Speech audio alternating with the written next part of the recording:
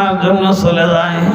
যারা লিল্লা বডিনে লিস্টিতে খানা খায় তারা লিল্লা বডিনে খানার জন্য চলে যায়। জমিরুদ্দিনের জাগির বাড়ি নাই, লিল্লা বডিনের লিস্টিতেও নাম নাই।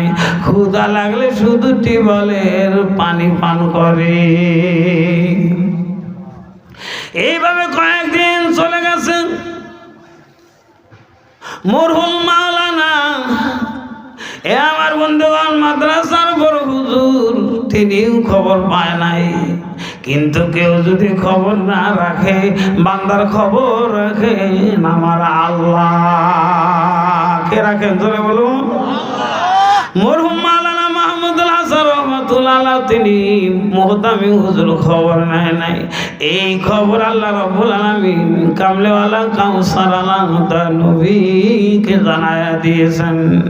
আল্লাহর হাবিব রওজা মুবারক থেকে তৎকালীন ভারতের দারুল মাদ্রাসার সুযোগ্য প্রিন্সিপাল মরহুম মাওলানা মাহমুদুল হাসান রহমাতুল্লাহ আলাইহিকে নির্দেশ দিতেছেন স্বপ্ন যোগে, মাহমুদুল হাসান শোনো, বাংলাদেশের চট্টগ্রাম থেকে আমার এক মেহমান গেছে, নাম হলো জমিরুদ্দিন।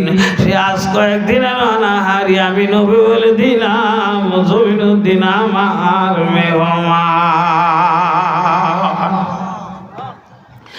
এ আমার বাপজান আলেওয়ালা নবীর মেহমান মরহুম মাওলানা মাহমুদুল হাসান সমস্ত আসাদায়ে কেরামদেরকে একত্র করেছেন, ছাত্রদেরকে একত্র করেছেন।